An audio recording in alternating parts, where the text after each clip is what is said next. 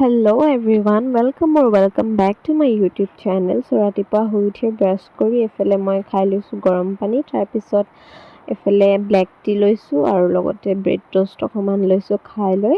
তাৰপৰা এফালে যিহেতু মা ঘৰত থাকিলে মুখৰ আগতে খাবলৈ পাওঁ, এফালে মায়ে আকৌ বনালে ভজা ভাত।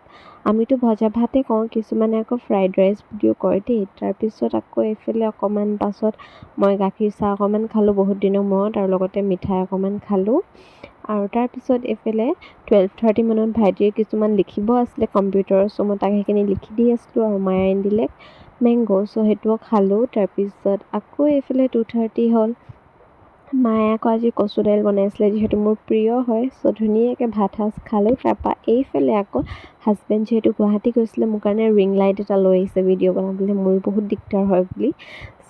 তাৰপিছত আজি যিহেতু ঘৰলৈ যাম, এইফালে মই অকণমান পাস্তা খাই লৈছোঁ, মায়ে বনালে। তাৰপিছত ঘৰলৈ আহি আকৌ দেখিছোঁ যে মোৰ পাৰ্চেল এটা আহি আছিলে, চ' সেইটোকে আকৌ আহি আনবক্সিং কৰিব লাগি গ'লোঁ। আৰু পাৰ্চেলটোত আহিছে এলমণ্ডৰ পেকেট এটা ½ কেজি, মই এইটো অৰ্ডাৰ দি থৈ গৈছিলোঁ যাওঁতে, চ' আহিলে।